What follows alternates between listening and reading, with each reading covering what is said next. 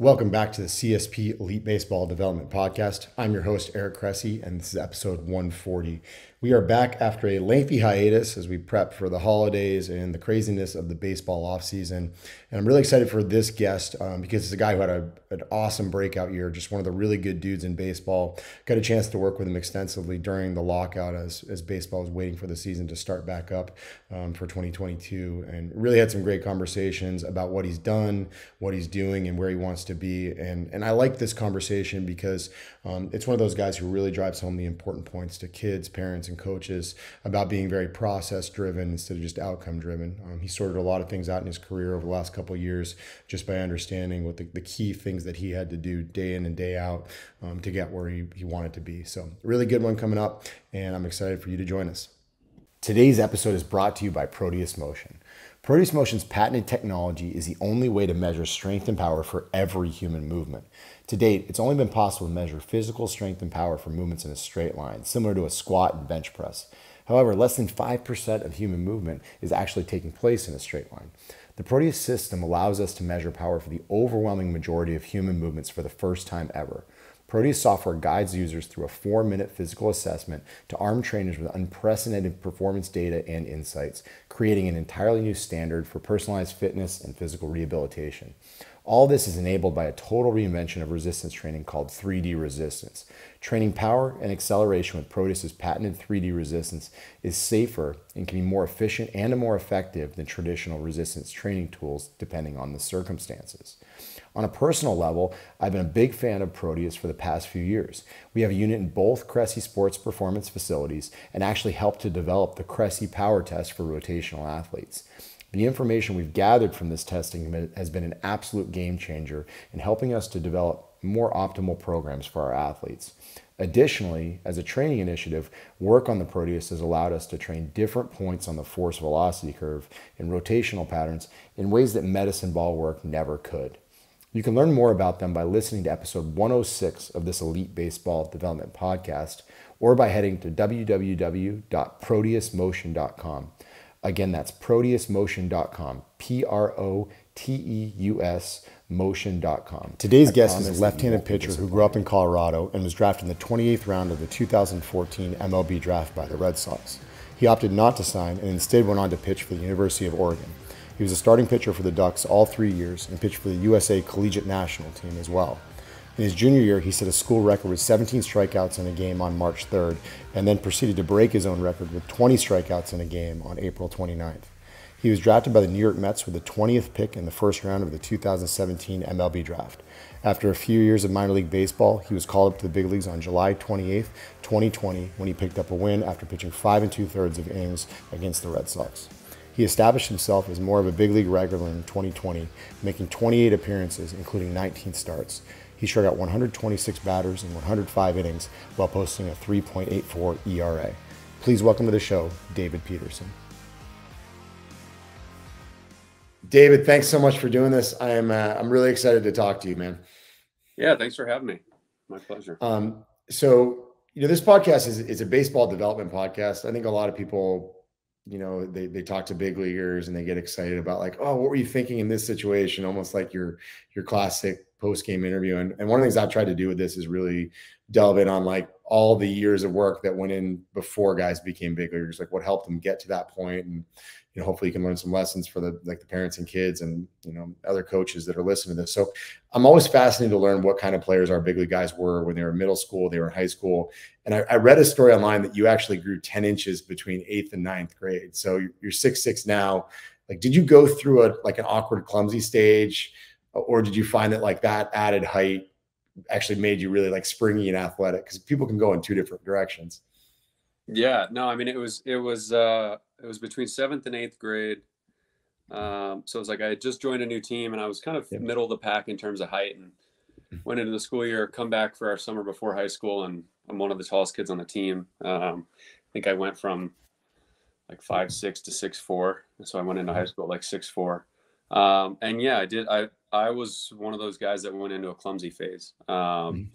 Just my body had grown so fast on me that, it took a while for me to kind of adjust to the changes that have been made and kind kind of get used to how everything started moving in new and different ways. And yeah, I mean, I remember like that 8th grade year, there's times where I spent days at home just because I couldn't get out of bed with growing pains. You know, it's like, so my knees, my hips, everything. It's just, so yeah, it was an interesting process, but it was fun when I started to come out of that clumsy phase and be able to use that athleticism with my length. It's a big, like your center of mass going up 10 inches is a really, really big deal. Had you gotten into like strength and conditioning at that point in time? Like, because that's a strategy we use for a lot of like younger kids to like overcome a growth spurt. It's like, hey, get a butt and some hamstrings, and good things seem to happen as you learn to like ground yourself. Were you involved in that at that point, or was it foreign to you? I had done some stuff growing up. I'd gone to a couple different places when I first moved to Colorado. But I didn't really have anything consistent, obviously, like I would have now, or even when I was in high school. I remember I think it was beginning of my junior year is kind of when I got on with my first trainer, just very routinely, every week, a couple days a week. We had a couple different guys from my high school that went there. So I was kind of referred to him by a couple other teammates. And yeah, up until that point, I had seen some trainers and stuff, but a lot of it was just kind of keeping me athletic as a kid and doing different things and trying to be as athletic as possible, do different movements, play different sports, and just build my foundation. I know you're a hoops guy. What other sports did you play in that age range? Yeah, I played soccer a little bit growing up when I was little. That didn't last too long, and then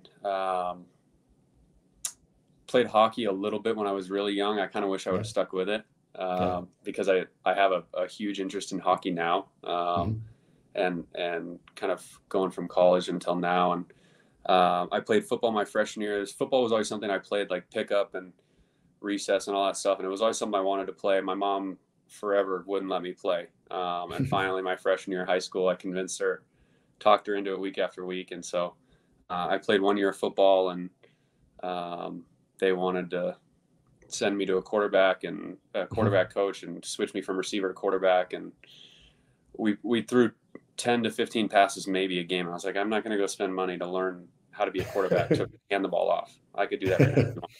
So but my freshman year was kind of the turning point. I played football. I was starting to work out with basketball, and then the varsity baseball coach had come up to me that freshman winter and wanted me to start working out with the varsity team, and that was kind of when everything took a back seat.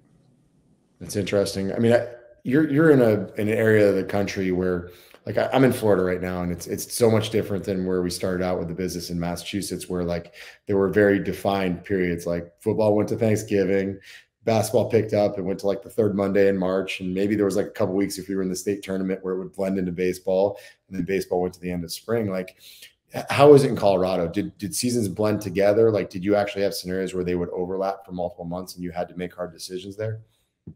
Not really. I mean, I think it's pretty similar to Massachusetts. I look back in football for varsity, the playoffs had kind of gone right up until about Thanksgiving time. Basketball was kind of the same. I think we had like our state tournament was in early March, maybe end of February, and then our first games in baseball, I guess, were in beginning of April. Yeah, maybe end of March, but shoveling snow off the field usually. Yeah, I mean, Denver's so weird because it can snow one day and then the next day it's 70 and sunny and it all melts off. I mean, there was plenty of days where it snowed the day before and we were out there shoveling the field and plowing and trying to get it ready for a game that week. So, it was an interesting experience, but yeah, they were separate. There was a little bit of blend, like you said, if you go into that state tournament or something like that, but it was pretty cut, similar to Massachusetts.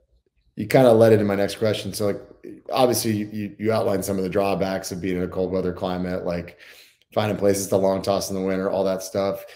Do you think there were perks to it as well in the way that it kind of forced you to regiment your calendar and all that, or where do you look back on it and view it as? Yeah, I mean, I don't know. I think for me, just growing up originally in Southern California and playing baseball year round and never really stopping, I loved it. And there was part of me that hated when we would work out in the gym. I mean, we were at the high school that I went to, we were uh, um, blessed to have a really nice sized gym that we could long toss in. We could do a lot of work. And there were some facilities that we used that also kind of helped us during the winter times. But personally, I mean, it would have been awesome to be outside every single day and have practice. And I was jealous of friends that lived in Florida because I played fall baseball and summer baseball in Florida in high school. I would go out there for the summer and live in Florida and play. And they'd play anywhere between 30 and 40 games in high school starting at the end of February or whatever it is. And we didn't start until a month later, and we played 20 to 22 regular season games, and then it was playoffs, so it was a lot smaller sample size, which I think kind of hurts recruiting. But when I was in high school, I noticed that Colorado baseball had kind of picked up, and we had more recruits, we had more committed guys. We had every year there was another guy or two that went in the draft, and so I think the quality of players has kind of elevated Colorado baseball when sometimes maybe the weather has held us back or whatnot. I think it probably protected you a little bit too. It's really hard. I mean, I actually had a call today with a high school kid, pretty good prospect who's having a bunch of elbow issues. He threw 70 innings in high school alone this year. Like, it's hard to do if you're a big leaguer, logging 70 innings between, over like a 2.5 month calendar period. Going out and throwing complete games every week is a big deal. And so he was hanging by the time June even rolled around. So you're a little bit protected from yourself, especially if you're a talented player who punches out the world. Like, before you know it, you've thrown 120 pitch complete games week after week after week, and it kind of bites you in the butt on the tail end. Your senior in high school, you broke your fibula playing basketball, and obviously it was pretty untimely because you had a good chance of being a high round pick out of high school. It led to you being selected later in the draft, and you turned it down and went to Oregon and had a great career. And obviously the rest is history. You were a first rounder out of there a couple of years later. I'm curious, in hindsight, when you look back at yourself as a senior in high school, we know college guys seem to have a higher success rate than high school guys. Actually, it's not seem, they do. Would you have been prepared to sign out of high school? Do you think you would have, had the professional course that you had? Do you think you would have developed in the same way if you could look back on it and do it over again? I think that it depends on if you ask me or if you ask the 18-year-old David Peterson that was excited about the possibility of signing. I mean, I was really excited about it. There was, I was getting attention that led to thinking there was a chance to sign out of high school. And obviously the broken leg shut that all down. And I told people, I think that's me breaking my leg might be one of the best things that's ever happened to me. Obviously in the moment it sucked. I was pretty emotional after it just because I knew that I was probably going to college no matter what. I wasn't going to get picked high enough where it was worth it to pass college and the opportunity that I had at Oregon. But yeah, I mean, I look back at it now, and I look at it when I got into professional baseball, and you can just tell, when you go to a spring training complex or you go to a minor league complex, you can tell the guys that have gone to college. You can tell the guys that have come out of high school. And, I don't think I would have been prepared. I also think it would have depended on who I would have gone to. I think there's, whether they like to hear it or not, I think there's organizations that develop guys better than others. And, some high school kid may get with the right organization and they can expose his potential and maximize his ability. And there's some guys that might get lost in a system because they weren't developed properly or they didn't have the right coaching along the way. So I'm very grateful that I was almost forced to go to college. And I mean, I wouldn't trade it for the world. So like you said, it worked out. And and I've thought about it, it's like I have a son now, and it's when he gets to that point, if he's in that same situation. I had a coach, Walt Weiss, who played in the big leagues for a long time. I asked him about it because he had kind of the same thing. He was looking at going to UNC or going pro, and he decided to go the college route. And he was pretty adamant about that when I asked him is go to college, take your time, develop, and professional baseball will be there down the road. And so, I'm very grateful that I went to college, and I really don't think I would have been anywhere close to the same position had I left out of high school. One of the things that I thought about after I initially read that too was it's actually a really interesting like testament to how people view injuries going into the draft. Like nowadays, people don't bat an eyelash at like a Tommy John, an 18-year-old that's throwing 98, but a broken fibula, like a non-weight bearing bone, basically hurt your draft stock. It's fascinating. I mean, that was 2014. What a difference like 8 years makes. It's just really eye opening that being injured is way more accepted now. Everyone's broken, but like you mentioned, going to college, it was a blessing in disguise. What I thought was really cool about you is like very rarely do you see like steady linear improvements, right? Normally you see that guy that like struggles to find his way, and then all of a sudden it's like 6 miles an hour in a year or something like that. For you, average fastball velo was 87.7 as a freshman, 89.4 as a sophomore, 91.3 as a junior. I'm curious, like what was the difference maker for you? Like steady linear progress very rarely happens, right? We see a lot of guys who go to college, they put on 20 pounds the first year, they go from 89 to 93, and then they actually get worse. They flounder, they get hurt, and you just kind of continued on this like cool, very consistent linear trajectory. Like when you look at that, I don't know if you were aware that it kind of went like that, but was there something you look back on that allowed you to be so steady with it over the course of those 3 years? I think part of that just it goes back to that had kind of been the way that it was for me. I had that huge growth spurt, and then ever since then I was kind of just slowly taking those jumps up and up and up. And I was never really focused on I need to get to this velo. I never got caught up in that. I never got caught up in all the data and stuff like that. And for a long time I had a very old school mindset of go out there, get outs, and do your thing, and let the rest take care of itself. So I figured as I got stronger, as I got older, the velocity would come, and I saw that year by year.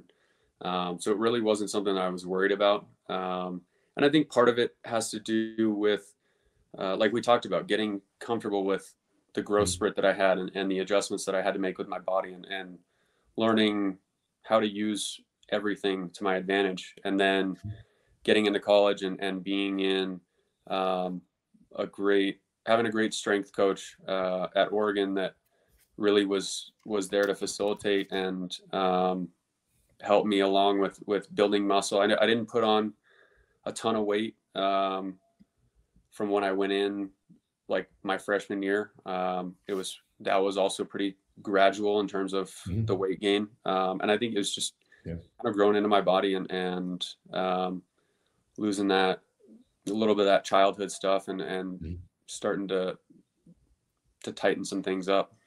What was your body weight? I mean, you were 6'6" when you got to campus. What did you weigh? Yeah, I think my senior year I left at 6'6" and 225. Yeah, so you're pretty put together as a high school senior. That's I mean, and you're 20, and then left college at 230, 235. So you were there from a body weight standpoint. But like the lesson here, there's some 6'7" kid who can't touch his toes right now. It's like listening to this, and I always tell them like, tall guys are long-term projects. You know what I mean? Like when you're 6'8", you can't just go bang out 15 push-ups like it's nothing. That's a long spine that has to be controlled. There's just a lot more variables that, arms and legs flying everywhere. And one of the things I'm actually curious about with you is I've heard tall guys over the years, like, and to me, tall is like anything over 6'5". They wrestle with like, do I use my height to stand tall and throw downhill? Do I use it to have like a ton of extension, like a Logan Gilbert, right? Or do I turn into Randy Johnson and try to go east-west and like throw from behind left-handed hitters? Like, did you actually wrestle with that mechanic, like how you were going to use your height? Or was it something that just came kind of organically over the course of time? I think it's something that kind of just came organically. I've always sort of moved more north to south, and some of my stuff with originally being predominantly sinker and not having a four seam. And then when I got into college, I added the four seam. So I would have, when I would go east to west, that was when I would get the arm side run and the misses arm side. And so for me, it was always trying to stay north and south. And for a long time, which kind of was never really pointed out to me, but I had a softer front side, so I I would kind of sink on that front side instead of really sticking to the ground and staying stable. And that's something over the last couple of years that's come along really well for me.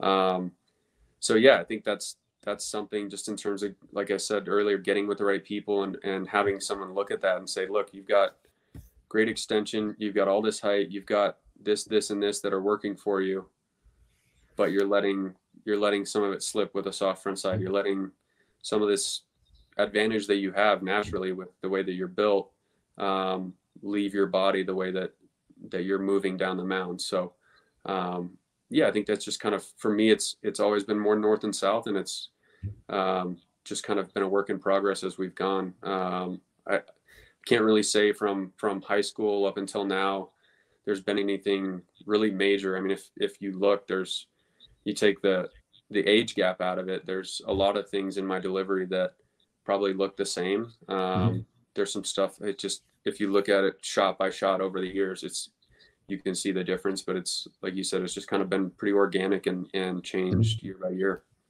Yeah, and you're interesting. You kind of held that velocity well through your minor league career up to the big leagues, and this year it ticked up quite a bit. There were a couple of 98s on the gun this year, and went from kind of like living at 91 to being 93. You mentioned like cleaning up the soft front side. Like what else contributed in your mind to like the 2022? You obviously took a big step forward this year, not just with your heater, but with your secondary stuff. Like when you look back on a season where you obviously really establish yourself as a big leaguer, what were the big things that you think did it for you, both velocity and otherwise? Yeah, I think it was a huge combination of things, starting with going back to last offseason, making a change in my training, switching the guy that I was working with here in Colorado. I'd worked with the same guy for 8 years. I started with him when I was 17, and I worked with him up until last offseason. And then I felt like it was a time to make a change. I felt like I wasn't continuing to move forward, and it just was the right time to switch. And a lot of that, after I made the switch, a lot of the things that got exposed, and I think some of the things that we worked on during the lockout this year when I came down to Florida, was the foundation that I had under me. I've got muscle, I can move weight, I can put stuff on the bar, but how efficiently am I moving it? How does that, can I do multiple sets? Can I make this, am I moving that weight as efficiently as possible? And am I using the right body parts instead of muscling up and using things that I shouldn't be using in certain movements, whether it's weight training or throwing, really building that foundation from the bottom up and then adding that strength component, which was huge for me. Just overall, I think mechanically it helped me make some changes naturally, just putting myself in a better position body wise, weight wise. I think it helped a lot. And then health wise, this year I didn't go on the IL at all, which was a big goal for me, is just stay healthy all year. I knew in the off season and going into spring training kind of what my spot was going to look like. It was kind of that sixth starter, and had someone gone down, like we had guys during the year, I was going to fill in and kind of go back and forth. And that was probably going to be my situation for the year, unless we lost someone long-term, which I'm glad we didn't. Glad all those guys could come back and then obviously move into the bullpen. But yeah, I think it was just a lot of that velocity stuff, it was being able to efficiently move my body. And then on top of that, when I could move efficiently, building that strength piece on top of it and just being in better shape. And being lighter. I mean, that for me has been one thing. And I know that's something that we're going to get to, but just I've for me as a tall guy, being lighter is better for me. I feel better there. I feel like I can throw harder. And it just, as an athlete, as a pitcher, I feel more comfortable at a lighter weight than I do at a heavy weight. And I've done both, and I've seen the differences and what works and what doesn't. As a friendly reminder, this episode is brought to you by Proteus Motion. Proteus's resistance training is known as 3D resistance, and it's revolutionizing the way that we can train athletes in a variety of planes of motion, and also the way that we can test those athletes to best design programs to make them successful. We've used Proteus at Cressey Sports Performance for the past few years and collaborated with them to develop the Cressey Power Test for rotational athletes. If you're working with baseball players, this is a must-have tool for making sure that you design the right kind of programs for your athletes to get them to where they want to be as quickly and safely as possible. The Proteus allows you to train various points rotationally on the force velocity curve in ways that you just can't get with medicine balls, weighted bats, things like that. Again, you can learn more about Proteus at proteusmotion.com. Again, that's proteusmotion.com, Proteus motion.com. I remember our initial conversation when you got down to Florida. Like, one of the things we talked about a lot was like just, moving fast to throw fast. But I think, one thing is we definitely like hit a lot harder with some of the medicine ball stuff, attacking rotation more aggressively. And I think some of that's just an opportunity to hone in on what you want to do with your delivery. Like, if you want to be, if you want to get your center of mass moving faster, like use more step behinds, more shuffles, more things to get going, right? If you want to work into a front side, like there's a lot of things you can do to teach that front hip pullback. I use the analogy of like riding a bike into a curb with a lot of our athletes. And I think, people look at the weight room and it's like, hey, just go get strong and then go play your sport and it'll magically carry over. And that kind of works when you're 17, 18, 19. And it's easy to get high school kids strong, and everybody throws harder. Puberty makes strength coaches look really, really smart. I think when it comes a lot harder down the road when rotation is involved, and nobody needs a vertical jump coach, but there's countless pitching coaches out there, because transferring transferring forces in three planes of motion is really complex. So I think it's especially complex when it's a tall frame. There's a lot of places where energies can leak out. So it's been cool to see. To pivot a little bit, and you hinted at it, your guy, you mentioned learning the four-seamer when you went to college, after being a two-seam guy all along. And obviously there are very different scenarios where you use each, but let's talk about the mentality on both. Like, I know there are pitchers where they struggle to throw a ball if the two of them blend together. You see some of the guys in the game who have taken big step forward, like Michael King last year, like Pablo Lopez does it. Like some of these guys that have two separate fastballs, it's a difference maker. What is like the mentality for you? Is it grip and rip on both and trust the seams? Are you trying to do something different with them? Yeah, I think for me, it's being a sinker ball guy growing up, and then trying to learn the four seam. That's been a pitch for me. I think this year was in 21 and a little bit in 20. I felt comfortable with it. I felt like it was something I started to see for myself, the results that I could get from it, and the potential that it had. And this year I was really, you can look at the usage. My usage on my four seam was a lot more than my sinker, and there's a reason for that. And I think it was just as the four seam got better and some of the mechanical stuff that I've changed gradually, it lended itself to getting more ride and keeping the four seam straighter. That was the biggest thing when I started throwing it, was being a sinker ball guy. I'd always get arm side run. And, if I'm trying to go in on a righty with a four seam and it runs back over, then I'm in a dangerous spot and I'm probably not going to get great results. And so that was something that I played with grips. I switched it up, trying different stuff, arm action wise. And I think a lot of it, honestly, it goes back to cleaning up my body and the way that I move and the body control that I have.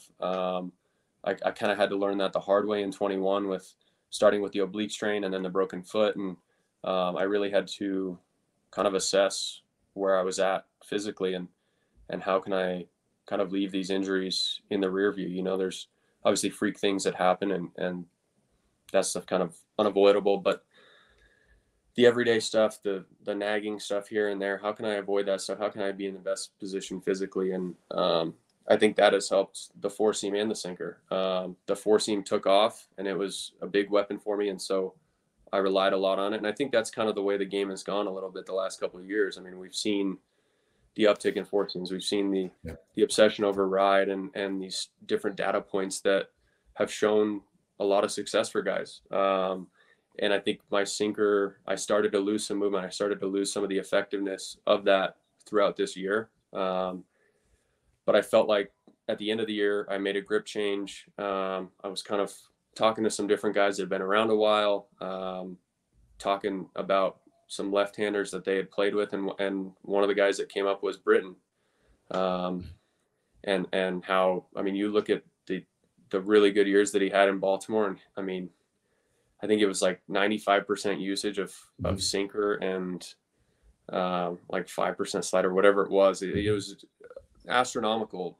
Yeah. He was just throwing sinkers, and guys couldn't hit him. I mean, he was hitting the dirt with them, and they looked like they were going down the middle. So just kind of, that was one thing, was I'd always relied on the sinker, and I'd never really struggled with it. And this year it was like, okay, the four seam has come up, but now the sinker's starting to struggle. And so it's like, when you talk to guys, it's just about continuing to put that puzzle together. And when something else gets better and something else lacks, finding the solution for it. So it's been fun, and it's been good to get confidence in the four seam and really see the way that I can use it to my advantage. And then it was also nice at the end of the year to see a really effective sinker at times, and knowing that I can be in a position with my body and my arm and mechanics to throw both effectively, use both, and have those two be separate and two different weapons. I think that's a really important point. We're in an era right now where technology is great. Don't get me wrong. We use it every day and we love it.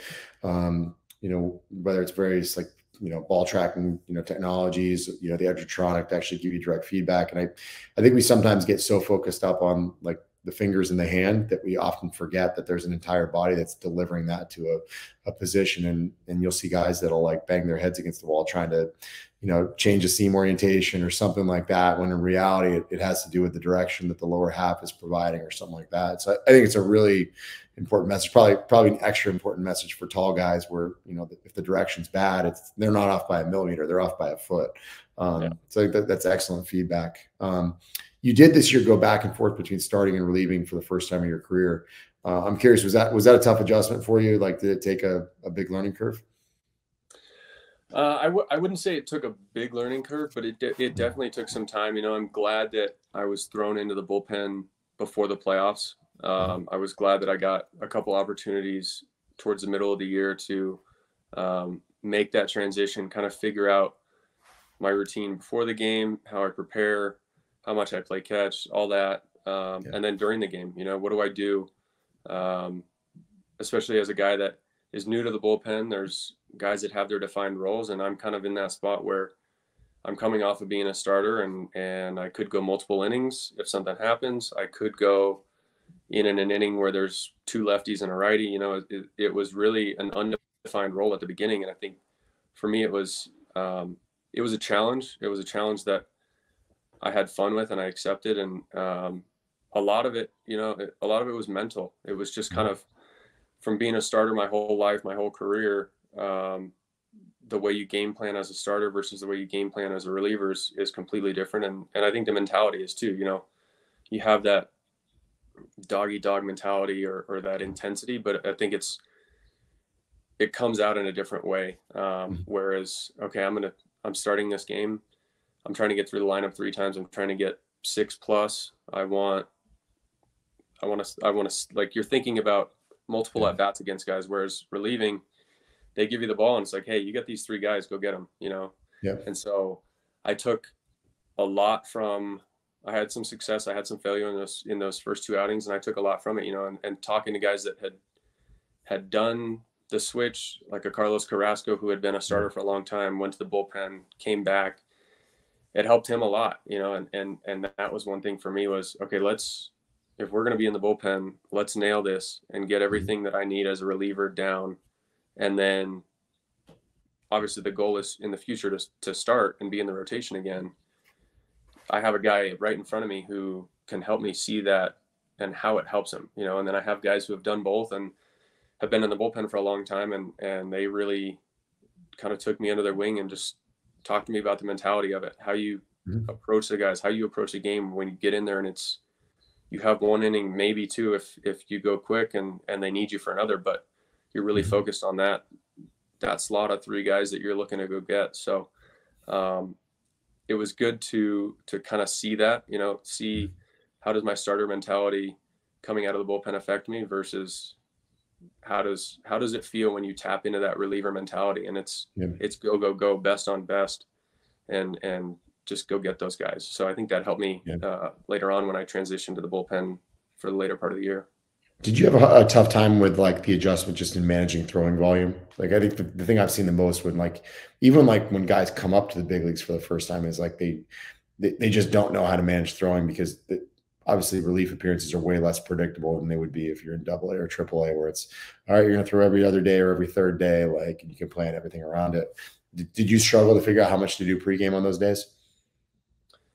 Not necessarily. I kind of just personally, I tried to listen to my body. I tried to listen to, okay, if I was basically throw my starting stuff out the window and okay, if I need to throw, like if I need to be at my best, how does my arm feel?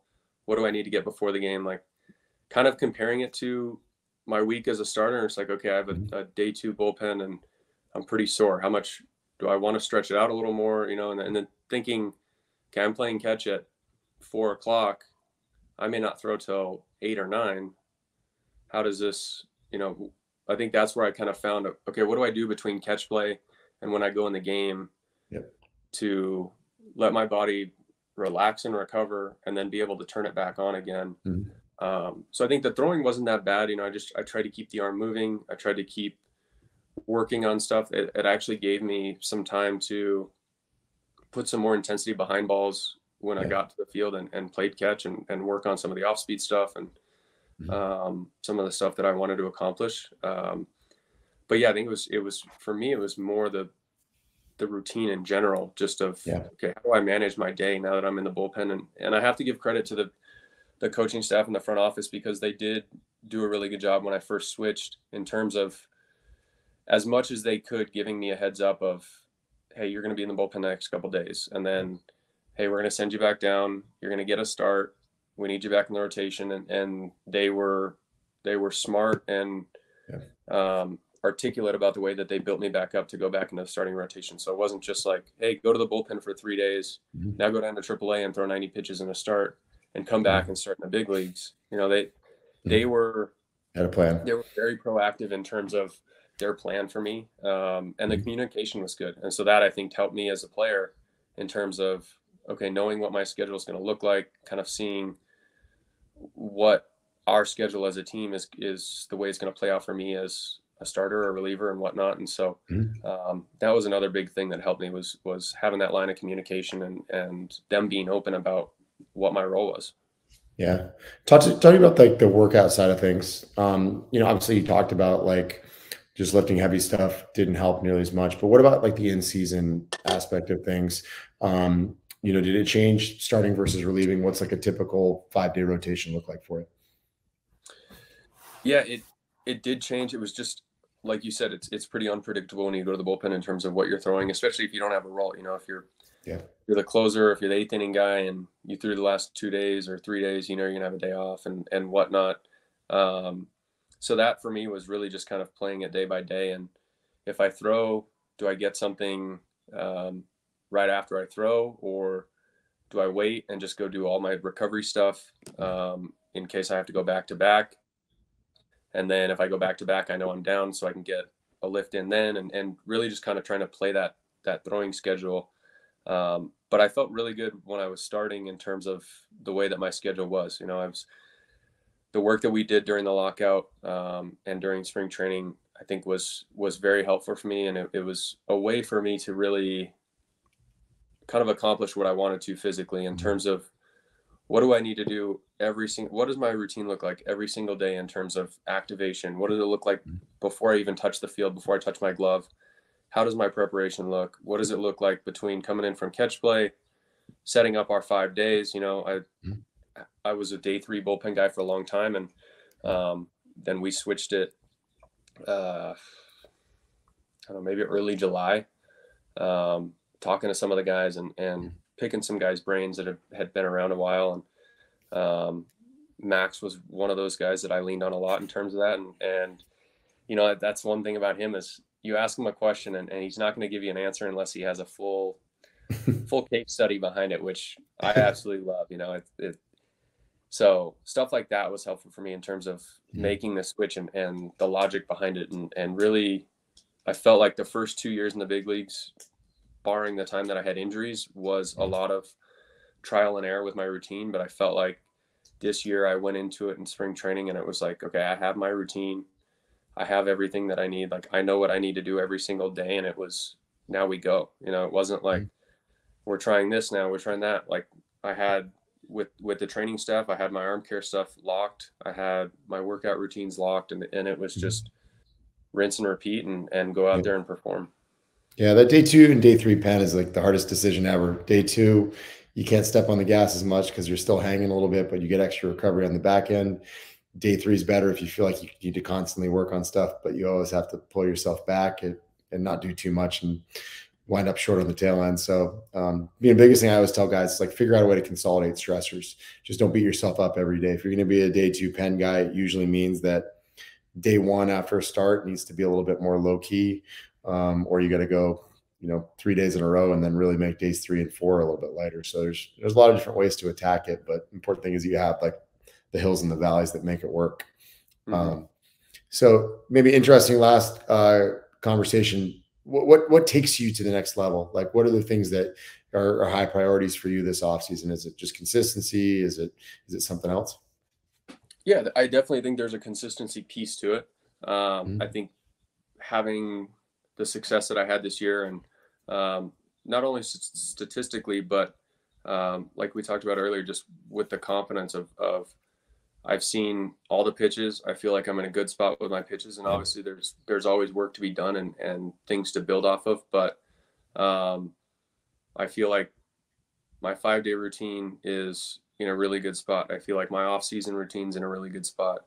I feel like now for me, it's okay, how do we build off of this instead of what works, what doesn't work, really trying to put all this together from making that jump from the minor leagues to the big leagues. But now, okay, I know what works for me, and I've seen it work for a full season and being healthy for a full season in the big leagues, 162 plus playoffs. And now I think it's basically, we have a good sample size in terms of what I did well this year, what I didn't do well this year, and what I can improve on. And I think that's kind of where we go next, is being healthy, having a large sample size, having innings under my belt. Now where do we go? Where do we get better? What do we build off of? What do we continue to keep getting better? And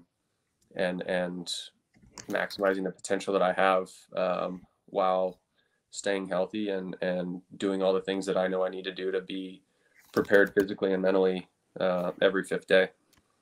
I love that. All right. So we always do when we're wrapping stuff up is we do a lightning round. So you can be as succinct as you want with your answers, but the questions are pretty quick hitters. But who's your favorite pitcher to watch and why? And you had a front row seat to some good ones this year. I have. I've been pretty blessed with some of the guys I've gotten to watch over the last couple of years. So I mean, it's hard not to, as a rookie and then as a young guy in the league, having DeGrom go out there every 5th day and watch him pitch. I mean, it's electric, and I think there's times where it's just like, how does anyone hit him, and then it's like, I get a front row seat at a guy like Max this year where he does things differently. He has different skill sets, and it's the same thing. I look up and it's the 5th inning. He's punched out 11 guys, and it's like, geez, like what are we doing here? It's like, so I think I've always been a fan of just watching guys that dominate physically, mentally, have that presence on the mound. Even when I was younger, and I never really had a favorite pitcher. I loved watching the guys that were at the top of the game, that showed stuff, that were dominant, but then when they had failure, came right back, and the next start they had one of their best of the year, and now seeing those guys from the front row and working with those guys on a daily basis, seeing what makes them the best has been an absolute treat for me as a young guy coming up in the league. And So yeah, I mean, it's hard to pick between some of the guys Yeah. that I've gotten to watch, but it's just been fun to watch guys that I've had on my team and then guys that have come into town. You know, the Astros came to our place this year, and I met Justin Verlander at your place last year, but this year was the first time I'd ever seen him pitch in person. You know, I'd watched him on TV plenty of times and seen him dominate, but to watch a guy like that that's been around for a while and had done it at such a high level, to finally see him in person, that was exciting for me. You know, it's fun to watch guys like that the first time around that you see him, whether it's a pitcher or a hitter. Mm-hmm. All right. Favorite teammate of all time and why? Like who was a guy that was very impactful for you over the course of your career? And you can pick a couple if you want. So I don't want to get you in trouble with anybody. Yeah, I've been pretty lucky. You know, I haven't had really too many guys that were stinkers or bad teammates or guys that weren't really liked in the clubhouse. You know, I had my rookie year, I had like Conforto and Nemo were two guys that really kind of took me under their wing just as teammates and saw me as another guy that had come through the system. They had both come through the Mets system, and so they were great for me just in terms of being teammates and being guys that I could ask questions. My rookie year, I had DeGrom, Waka, Porcello. I mean, I had a couple different Cy Youngs. I had different perspectives, you know, so and then now having Max, you know, I've been, like I said, I've been blessed to watch some guys pitching wise that I've gotten along with. I've gotten some joy and a lot of good answers out of working with them and asking questions. So it's hard, you know. And then I have guys like a Tommy Hunter who's been around forever, and it's never dull with Tommy, is it? No, I mean, but that's the thing. Like, it just, you know, you have a bad one, he comes by your locker, and it's just like there's a guy like that where it's just someone you can talk to. He's seen it all. I mean, he's seen so much in the game where it's like you run something by and something that you thought either he's thought it or he's heard it from someone else, and so it's hard to pick one. You know, it's I need to have Tommy on this podcast, and I'll just be like, "Hey, Tommy, go," and let him tell stories for the hour. Seriously, don't even have to ask a question. Once he's done, he starts one because he'll have. I don't know how long the episode will be, but he'll have plenty of people listening. So yeah, no, I've had a lot of good guys that I've ran into so far along the way, and it's been fun to work with pretty much everybody that I've played with.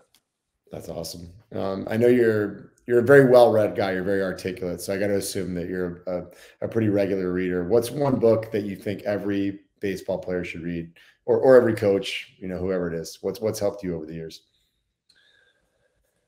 Oh, you know, I think the mental ABCs of baseball and of pitching were huge for me. I have the mental ABCs of pitching. I've got a copy that I keep with me, hard copy at all times, and I have a copy on my phone. And I worked a lot in college with Dr. Ken Ravizza before he passed, and it was a lot of fun working with him. You know, he had a great way of kind of explaining things, and he had given me a copy of that book my freshman year at Oregon, and it was something that I had always kind of gone back to. It was kind of like a manual for me to always go back to, and there's always something new. Even if I read something for the 20th time, you know, I picked out something different. I saw something different. Non-baseball wise, Shoe Dog was great. The Phil Knight book, you know, it's just kind of seeing how many times that Nike could have gone down, you know, how many times they could have failed starting as Blue Ribbon Sports and then switching to Nike. And just, I mean, you look at a company like that and a guy like Phil Knight that took over an industry. And I was actually just up there for alumni weekend, and I was talking to some people about it, and it's like, what if they would have gone down, you know, and what would the sports apparel world look like right now? You know, there's you look at some of the brands that were leaders in the industry and held big pieces of the market before Nike got big, and some of those are out of business, some of those are struggling to stay in business, and I think there's something in his story and the company's story that I think anybody, athlete, someone looking for motivation, someone looking for perspective, can find on there. That's interesting. Our last one, advice to a teenage David Peterson. If you go back to 15-year-old you. Break a leg. No, I think I would say, like I said earlier, if my son has the opportunity that I had to choose, if he loves baseball and he plays baseball at a high level and has that opportunity in terms of college or professional baseball, I don't know what in 18 years what professional baseball is going to look like and college baseball, but the college versus pro debate, I think, is something that I would really tell someone in that position to really look at, because college, you kind of get to pick where you're going. It's if you've got multiple offers and whatnot, you really kind of get to choose your path and what's right for you. And I think things have the water's kind of muddied a little bit with the way that some of the stuff has gone recently with transfer portal and NIL. And I remember when I got there, it was, you transfer, you're sitting out a year, so it's like no one would transfer. You would suck it up and you'd stay where you were or whatever it was, or you go the JUCO route. And so, yeah, I think that's something that I would really point out is if you have that to really consider it. But just in a general perspective, I would say, and I think it may sound cheesy or whatever, but stick to the process, ask questions. When something works for you, use it, there's got to be a level of consistency, I think, in terms of your work, your routine, everything. I mean, my favorite player growing up was Derek Jeter, and watching some of the documentary that came out on ESPN with him, and he talks about consistency a lot, and that's something that I've taken in my career is how can I be the most consistent possible? And he talks about it. He said every day from day one in the big leagues till his last day, he did the same exact thing routine wise, and that's when you find something that works, stick to it, build off of it. It may change, it may eventually get thrown out, but I think that's something when you're trying a bunch of things. There's a lot of guys now, especially with all the technology, all the facilities, learning stuff about training on social media. There's so many platforms for us to get information, which is great, but at the same time, it can get complicated. And there's a lot of guys that I think bounce around and do a bunch of things, and they never really have a level of consistency. So I think that's one thing is the things that you can, if there's something that you can keep consistent in your routine, keep that consistency. Do something the same every single day and have that repetition. That's a really good point. Too many guys jumping around before they even have a chance to critically evaluate what's working and what isn't. Hey man, this is awesome. You shared a lot of really good insights, and I love the comment you made earlier about like not being velocity driven, be very process driven. You reiterated it there, like it was all about getting outs and helping the team win. And I think that's such an important lesson now is, we got a lot of guys that are very focused on sometimes the wrong things, and so much more important to be dedicated to the process as opposed to the destination. So really, really cool to see you highlight that. Hey, you got awesome stuff on social media. It's at David_Peterson_3 on Instagram. And I know you're on Twitter as well. So really appreciate you taking the time, man. And obviously big off season ahead, and best of luck this upcoming season. Well, I appreciate it, Eric. It was a pleasure.